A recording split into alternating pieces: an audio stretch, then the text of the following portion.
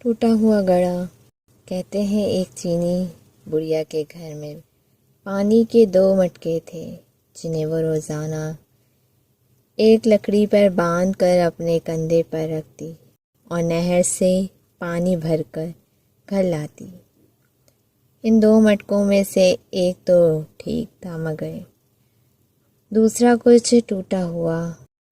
ہر بار ایسا ہوتا تھا کہ جب یہ بڑھیا نہر سے پانی لے کر گھر پہنچتی تو مٹکی کا آدھا پانی راستے میں ہی بہہ جاتا تھا، جبکہ دوسرا مٹکا پورا بھرا ہوا گھر پہنچتا۔ ثابت مٹکا اپنی کارکردگی سے بالکل مطمئن تھا تو ٹوٹا ہوا بالکل مایوس، حتیٰ کہ وہ تو اپنی ذات سے بھی نفرت کرنے لگا تھا کہ آخر کیوں وہ اپنے فرائض کو اس انداز سے پورا نہیں کر پا رہا جس کی اس سے توقع کی جا رہی ہے۔ اور پھر مسلسل 2 سالوں تک ناکامی کی تلخی اور کڑواہٹ لیے ٹوٹے ہوئے گھڑے نے ایک دن اس عورت سے کہا، میں اپنی معذوری کی وجہ سے شرمندہ ہوں۔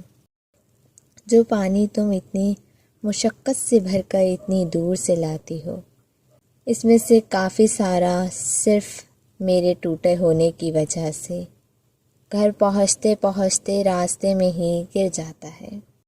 گھڑی کی یہ بات سن کر بڑھیا ہنس پڑی اور کہنے لگی، کیا تم نے ان 2 سالوں میں یہ نہیں دیکھا کہ میں جس طرف سے تم کو اٹھا کر لاتی ہوں ادھر تو پھولوں کے پودے ہی پودے لگے ہوئے ہیں، جبکہ دوسری طرف کچھ بھی نہیں اگا ہوا۔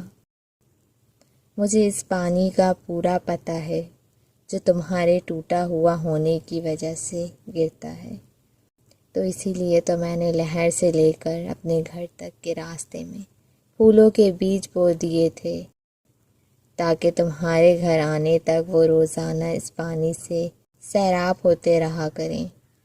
ان 2 سالوں میں نے کئی بار ان پھولوں سے خوبصورت گلدستے بنا کر اپنے گھر کو سجایا اور مہکایا ہے۔ اگر تم میرے پاس نہ ہوتے تو میں اس بہار کو دیکھ ہی نہ پاتی جو تمہارے دم سے مجھے نظر آتی۔ یاد رکھیں ہم سمیت ہر شخص میں کوئی نہ کوئی خامی ہے، لیکن ہماری یہی خامیاں، معذوریاں اور ایسا ٹوٹا ہوا ہونا ایک دوسرے کے لیے عجیب اور پرتاثر قسم کے تعلقات بناتا ہے۔ ہم پر واجب ہے کہ ہم ایک دوسرے کو ان کی خامیوں کے ساتھ ہی قبول کریں۔ ہمیں ایک دوسرے کی ان خوبیوں کو اجاگر کرنا ہے جو اپنی خامیوں کی خجالت کے بوجھ میں دب کر نہیں دکھا پاتے۔ معذور بھی معاشرے کا حصہ ہوتے ہیں اور اپنی معذوری کے ساتھ ہی اس معاشرے کے لیے مفید کردار ادا کر سکتے ہیں۔ جی ہاں، ہم سب میں کوئی نہ کوئی عیب ہے، پھر کیوں نہ ہم اپنے ان عیبوں کے ساتھ ایک دوسرے کی خامیوں اور خوبیوں کو ملا کر اپنی زندگیوں سے بھرپور لطف اٹھائیں۔